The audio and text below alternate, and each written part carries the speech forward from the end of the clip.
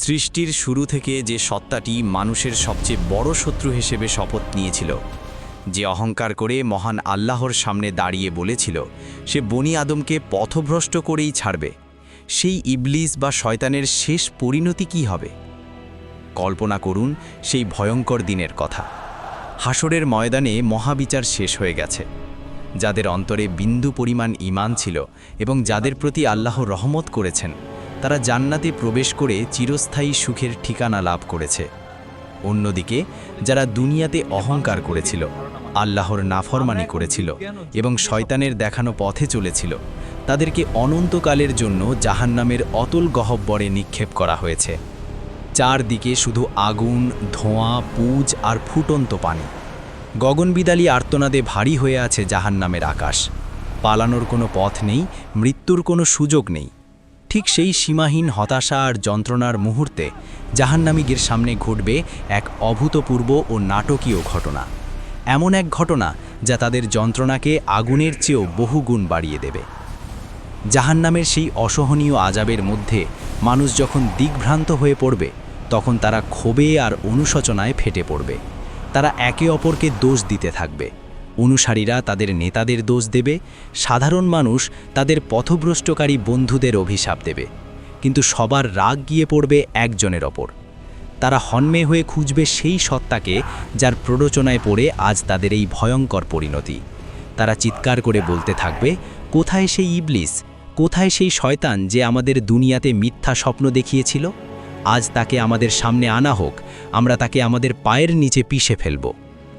ঠিক তখন পবিত্র কোরআনের সূরা ইব্রাহিমের ২২ নম্বর আয়াতের বর্ণনা অনুযায়ী জাহান্নামের মাঝখানে আগুনের একটি মিম্বর বা মঞ্চ স্থাপন করা হবে। আর সেই জ্বলন্ত মিম্বরে আরোহণ করবে মানবজাতির চিরশত্রু ইবলিস। তাকে দেখে কোটি কোটি জাহান্নামী নীরব হয়ে যাবে। তারা ভাববে হয়তো আজ শয়তান তাদের এই আযাব থেকে বাঁচানোর কোনো উপায় বলবে, অথবা অন্তত তাদের প্রতি কিছুটা সমবেদনা দেখাবে। কিন্তু না, ইবলিস আজ কোনো মিথ্যা আশা দেবে না। শয়তান তার ভাষণ শুরু করবে। তার প্রতিটি শব্দ জাহান্নামীদের হৃদয়ে বিষাক্ত তীরের মতো বিদ্ধ হবে। হে জাহান্নামের অধিবাসীরা, আজ তোমরা আমাকে খুঁজছ, আমাকে অভিশাপ দিচ্ছ। আজ শোনো এক চরম সত্য। আল্লাহ তোমাদের কাছে যে প্রতিশ্রুতি দিয়েছিলেন তা ছিল সম্পূর্ণ সত্য। তিনি নবী রাসূল পাঠিয়েছিলেন, কিতাব পাঠিয়েছিলেন এবং বলেছিলেন ভালো কাজ করলে জান্নাত পাবে আর মন্দ কাজ করলে জাহান্নাম। আল্লাহর প্রতিটি কথা সত্য ছিল। শয়তান ব্যঙ্গাত্মক হাসির সাথে, আর আমিও তো তোমাদের প্রতিশ্রুতি দিয়েছিলাম। আমি তোমাদের বলেছিলাম দুনিয়ার জীবনটাই সব। বলেছিলাম আরে কিসের পরকাল, জীবনটাকে উপভোগ করো, নামাজ পড়ার অনেক সময় পাবে, পরে তওবা করে নিও। আমি তোমাদের মিথ্যা স্বপ্ন দেখিয়েছিলাম, কিন্তু আজ আমি স্বীকার করছি আমার সেসব প্রতিশ্রুতি ছিল ডাহা মিথ্যা। আমি তোমাদের ধোঁকা দিয়েছিলাম। শয়তানের কথা শুনে জাহান্নামীরা ক্ষোভে ফেটে পড়বে। তারা বলবে, তুই আমাদের ধ্বংস করেছিস। তখন শয়তান অত্যন্ত নিষ্ঠুরভাবে তাদের এই দাবির উত্তর দেবে। শয়তান কঠোর কণ্ঠে, আজ তোমরা আমাকে কেন দোষ দিচ্ছ?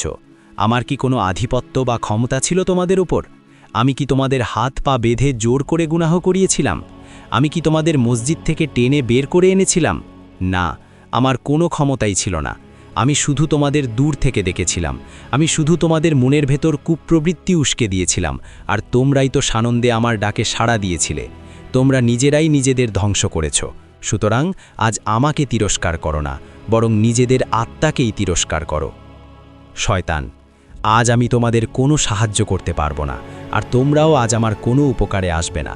তোমরা যে দুনিয়াতে আল্লাহর ইবাদত বাদ দিয়ে আমার অনুসরণ করেছিলে, আমাকে আল্লাহর সমকক্ষ বানিয়েছিলে, আজ আমি তা সম্পূর্ণ অস্বীকার করছি। নিশ্চয়ই জালিমদের জন্য রয়েছে যন্ত্রণাদায়ক শাস্তি। প্রিয় দর্শক, সূরা ইব্রাহিমে বর্ণিত শয়তানের এই ভাষণটি কোনো রূপকথার গল্প নয়।